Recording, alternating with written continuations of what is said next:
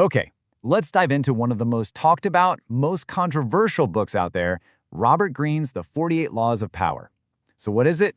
Is it a brilliant guide to getting ahead in life, or is it just a seriously dangerous manual for manipulation? We're going to unpack some of these laws and find out. In this question, this is the heart of the whole book. It starts with this idea that life is this constant, subtle game of power happening all around us, and that this book, well, this is the rule book you were never supposed to see. Now, I want you to get one thing straight. This is not your average self-help book. There are no positive affirmations here. Robert Greene's whole approach is, well, he's more like a historian, a collector. He's dug through thousands of years of history and pulled out these timeless and, yeah, often ruthless strategies used by people like Machiavelli, Sun Tzu, and Bismarck. It's all about what has actually worked, for better or for worse. So to really get what this book is all about, you have to look at the laws themselves. Let's start with a really foundational one, and it comes with a fascinating and honestly kinda terrifying cautionary tale. This is law number 1. And the idea is pretty simple, but brutal. If you make your bosses, your superiors, feel insecure, even if you're just trying to impress them, you are absolutely playing with fire. See, showing off your talents too much doesn't always inspire admiration. A lot of the time, it just inspires fear and envy. So, let me tell you about a guy named Nicolas Fouquet. Picture this. It's 1661 in France. He's the brilliant, super wealthy finance minister for the young king Louis XIV. He's the guy who gets things done. So when the prime minister dies, Fouquet's thinking, okay, I'm next in line. But he starts to get this feeling that he's falling out of the king's good graces. So what does he do to win the king back? He throws the most unbelievable party Europe had ever seen at his brand new castle. I mean, the whole shebang.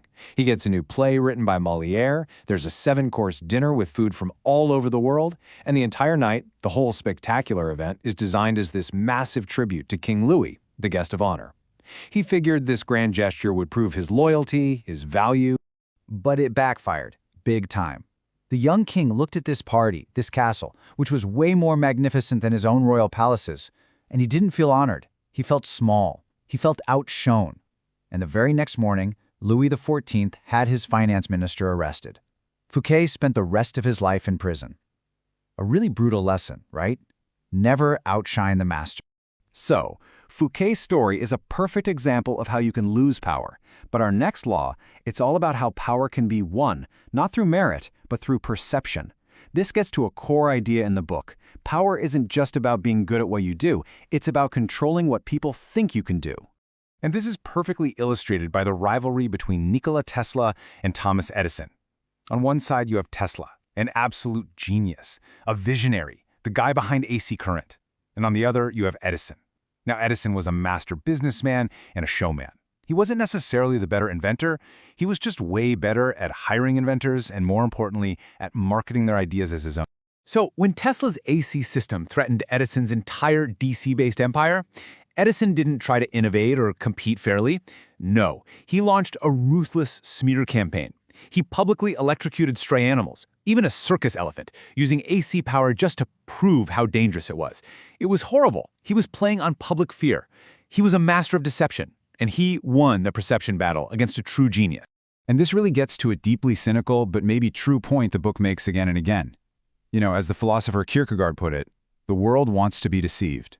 People are often way more swayed by a good story or a compelling performance than they are by the plain, simple truth.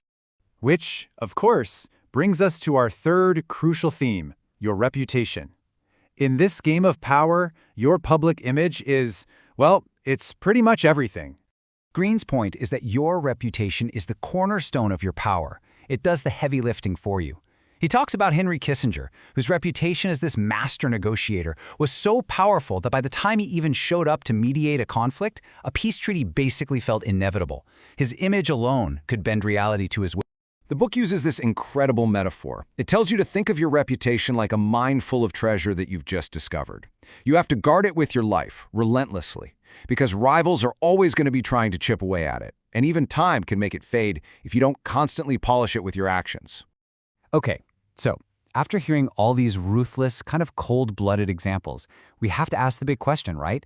What is the point of this book? Is it just a guide on how to be a manipulative, terrible person, or is something else going on here? And Greene's defense is actually pretty fascinating. He argues, hey, I didn't invent any of this stuff. He says he's just a historian of power.